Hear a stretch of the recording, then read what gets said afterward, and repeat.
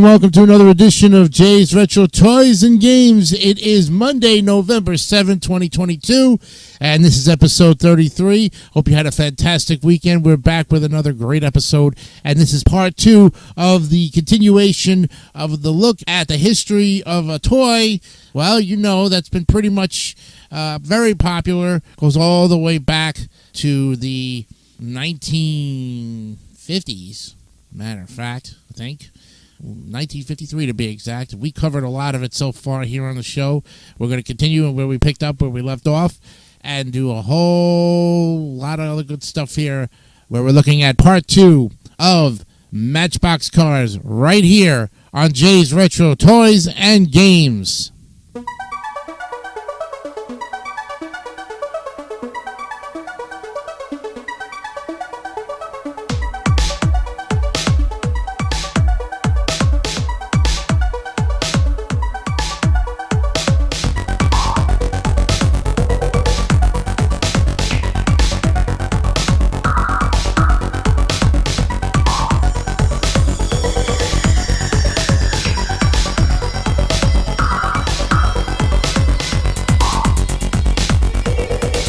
Alright, welcome to the show. I'm Jason Mecanio, your gracious host and moderator of this fantastic series we call Jay's Retro Toys and Games. And we're going to pick up where we left off with our look at Matchbox cars. We were in the section of the purchase of the Mattel and the present day. That's where we were right now. So let's continue on. Also in 2005, certain yesteryear castings, which had been released during the Tyco early Mattel era as part of the Muscle Car series of Matchbox collectibles, were re-released in 1971, style retro packaging and retro wheels as Super Kings, considered by many to be a strange name choice since models of that nature had been called Speed Kings in the 70s. Following the Hero City fiasco, the name being dropped in late 2005 in favor of MBX Metal, Mattel showed interest in reviving the Matchbox brand. However, since Matchbox Collectibles Inc. was shut down, Mattel's interests have always been concentrated on very few series of the Matchbox legacy. That is the I-75, the Skybusters, the Convoys, and to some extent the two-packs concept, although now sold under a different name called the Hitch and Haul.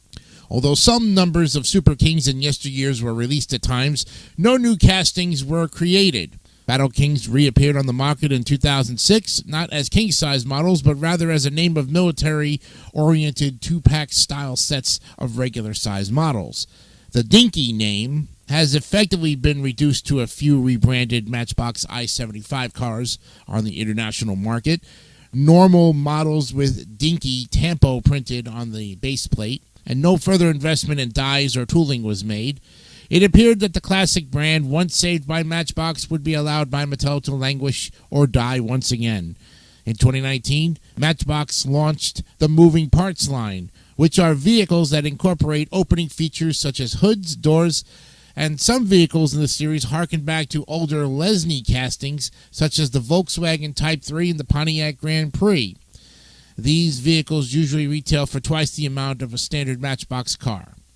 Then on Thursday, April 15th of last year, Matchbox announced that they will make a 1/64 scale Tesla Roadster in 2022 made out of 99% recycled materials, about 62.1% recycled zinc, 1% stainless steel, and 36.9% of recycled plastic, and classified as a carbon-neutral product. This move was made as part of a plan for the brand to become more environmentally sustainable, and Matchbox pledged to make all of their cars and packaging out of 100% recycled materials by the year 2030.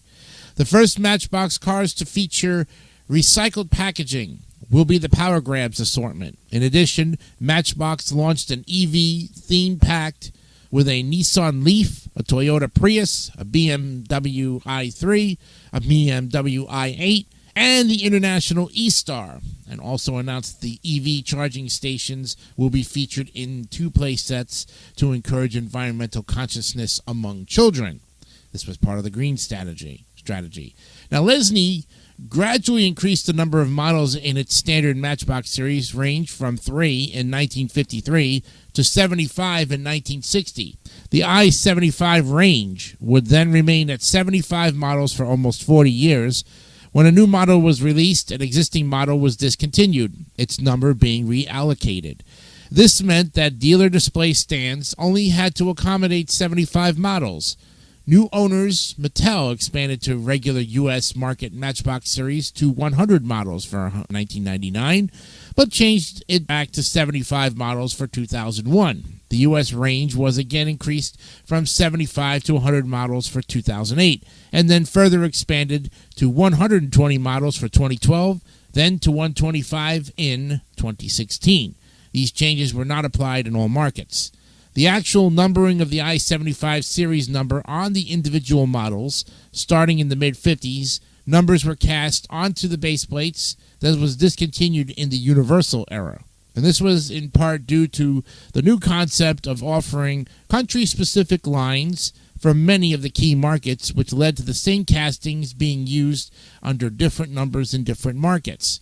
In recent years, Mattel, a sequential casting number, example like an MB687, unrelated to any I-75 number used in any market, is cast onto each base plate. The relevant I-75 series number is printed on the blister pack or box.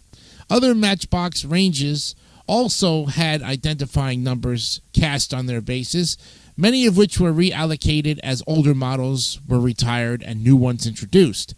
The numbering conventions are listed in the series overview section below. However, with the exception of the yesteryear line, which was held to 16 models for well over a decade, before being expanded greatly, there was no other case of a strict series size limitation by Lesney.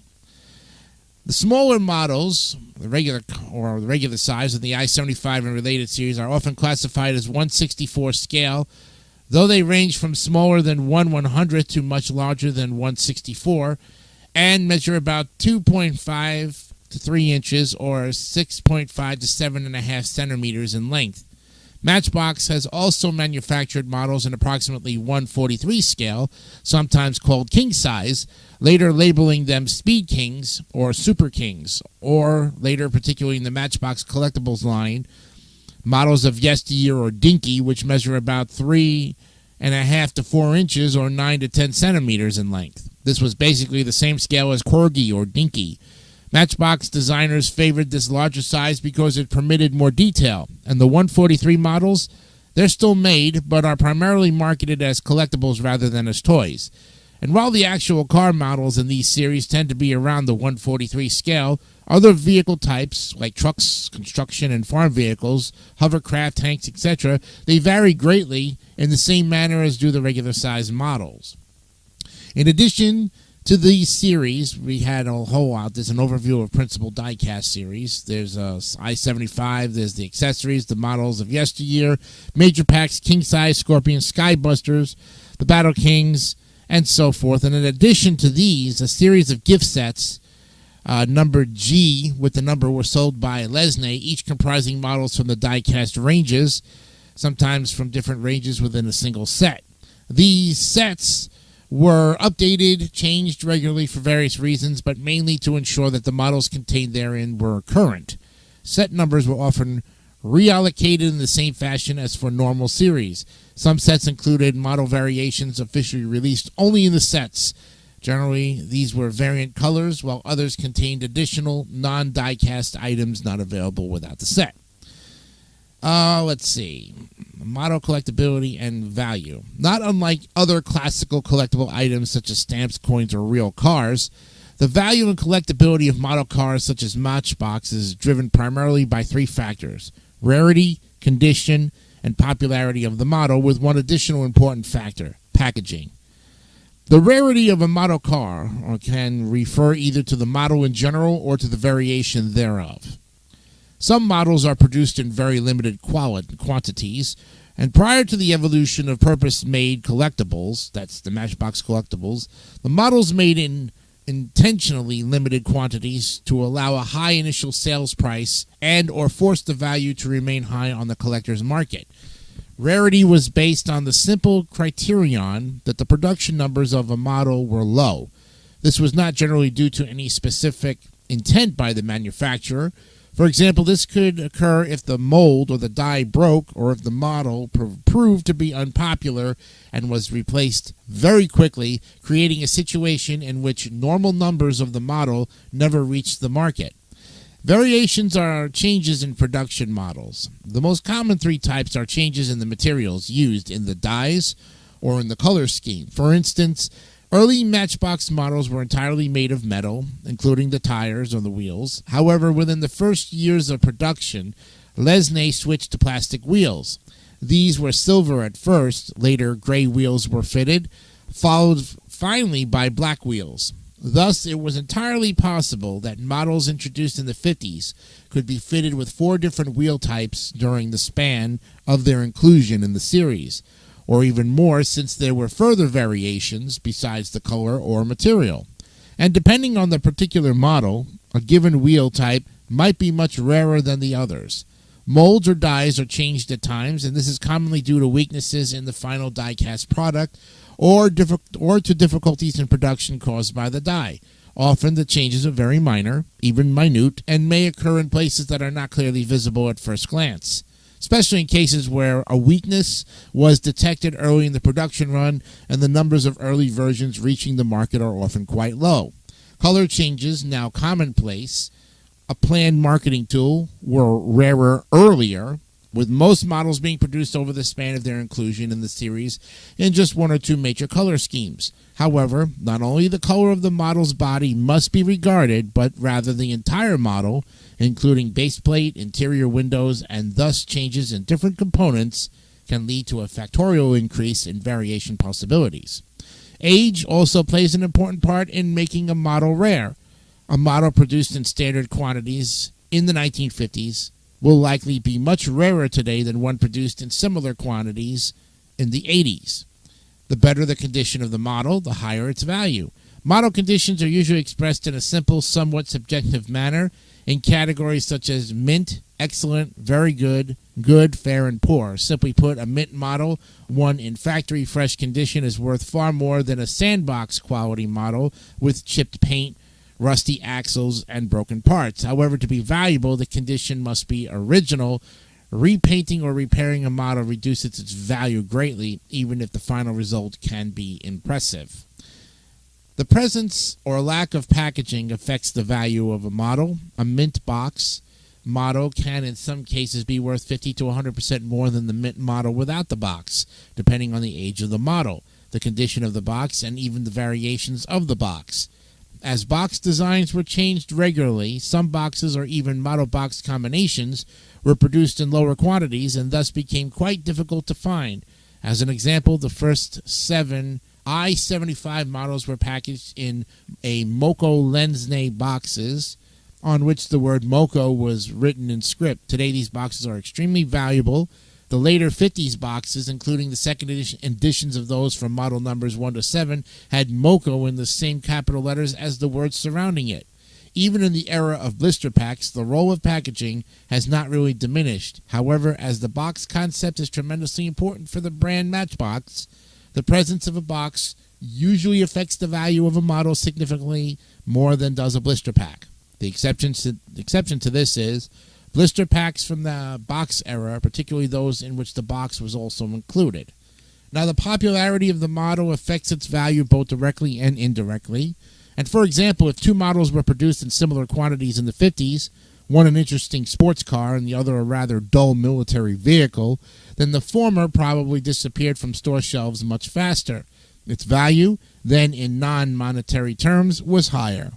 And though the former model may therefore be found relatively ubiquitously in British or American households, often it was either played with, where the condition is poor, or it has a particular treasure-like sentimental value, often the case with, for example, horse-drawn models, so that the model will be kept forever, even by those who do not collect. Thus, it becomes harder to find in good condition on the collector's market. while the less popular model can still be found mint-boxed in large quantities. And as it is likely that the sports car's initial popularity remains unbroken, its value is now also driven upward by this fact as well. Since the advent of organized Matchbox collectors clubs, see below the Matchbox collectors, the models and their variations have been coded and cataloged, and values have been roughly established.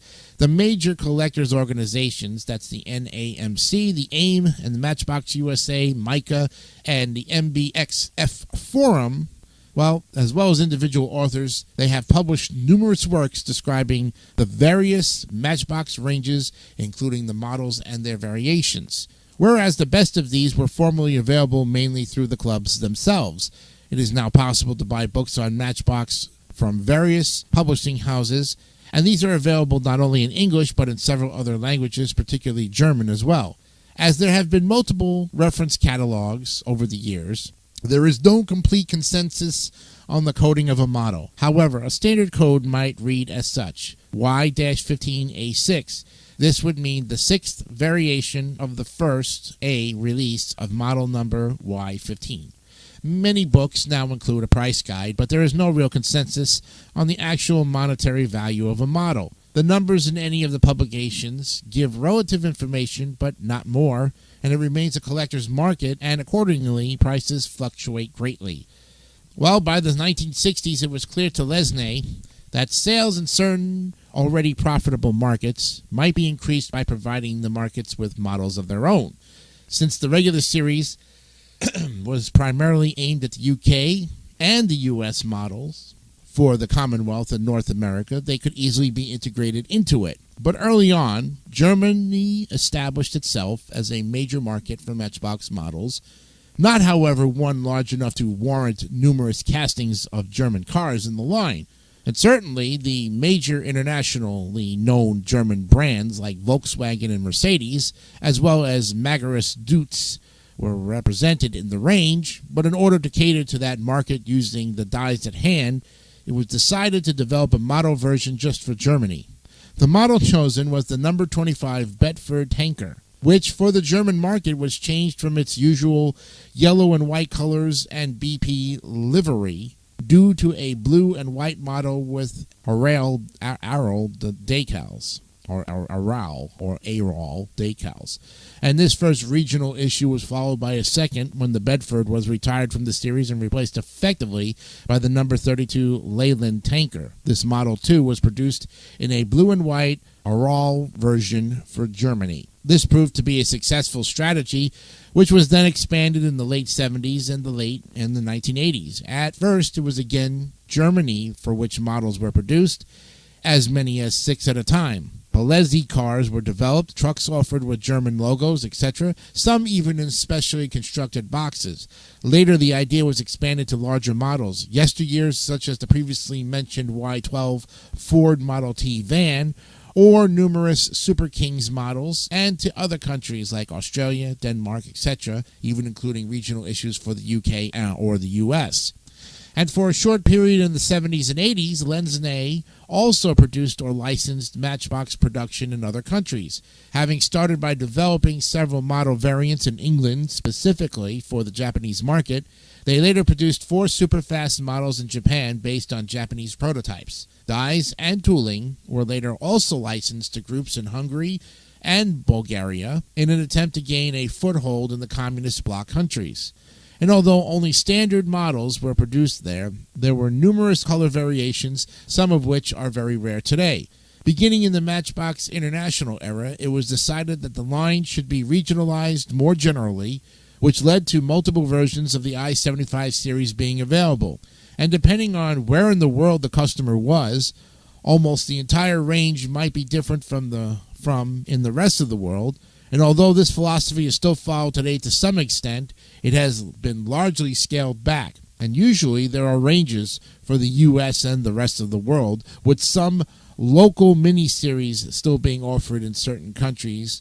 For an example, an annual 12-car release in Germany called Stars of Cars, or a similar set of models in the UK called The Best of the British. Almost from the beginning of the Matchbox series, Commerce recognized the possibilities offered by providing a model of a relevant vehicle to their customers as a method of advertising. In the mid-1950s, for example, it was not rare for dairy companies to provide the Matchbox No. 7 horse-drawn milk float to customers as a token of appreciation for their business. And the first issue to be purposely made for a particular customer is now the famous Bell's Belaison's No. 46 Guy Pickford's removal van. The promotional issue, made for a shop in southern England, differed drastically in colors, decals, and box from the standard model in Pickford's livery. Besides fulfilling its original purpose, it also became highly sought after by collectors. A few further models were made in the late 60s or early 1970s, amongst them several bus models and the famous NAMC promotional version of the No. 32 Leyland tanker, the first model made exclusively for collectors. See below for the Matchbox collectors. However, the major shift in the number and value of promotionals began with the use of London bus models in the 1970s, particularly the superfast No. 17 Londoner bus. With this model, what had been a trickle turned into a flood, as it was used by countless companies as advertising material for their business customers. The success of this concept and its value to the Matchbox brand was huge, leading to a rapid expansion of the idea, both in numbers of models used and the introduction of models offering good advertising space, such as the No. 38 Ford Model A van into the series. And again, in the size of the models, the yesteryears, and offering the Super Kings as well. Eventually, almost any model could be, and indeed was used for promotional purposes. Some companies only allow extremely limited numbers of their models to be made. For example, the K16 Quaker State model, while others have them produced in large quantities to serve as on-pack offers, for example, or even put them on general but limited release, such as the set of models commemorating the 100th anniversary of the Ford Motor Company. It is one of the most difficult aspects of collecting. Promotionals values can skyrocket within months of their being issued. Today, promotionals remain an important part of Matchbox's business. As mentioned above, history, expansion in the superfast era, the popularity of both regional issues and promotionals were recognized by the company and played a role in the development of models designed not specifically as toys, but with the collector in mind. This realization of the market potential of catering to collectors led to a major shift in the entire die-cast industry, as other brands followed, while Matchbox continued to refine the idea into what later became Matchbox Collectibles. And we will stop there and pick up with part 3 of Matchbox. Next time we'll look at Matchbox Collectibles, the scale model kits, the current status, other products in the series, and a whole lot more on this edition of Jay's Retro Toys and Games. I'm Jason Icanio. Thank you for joining me here tonight. Hope you had a great time. We will see you on Wednesday for episode 34, where we'll pick up with part number 3 of Matchbox. From all of us here at Jay's Retro Toys and Games, please remember to subscribe to the YouTube channel. And, of course, be honest, be real, and keep it simple, stupid kiss. Have a great night. We'll see you on Wednesday. Bye-bye.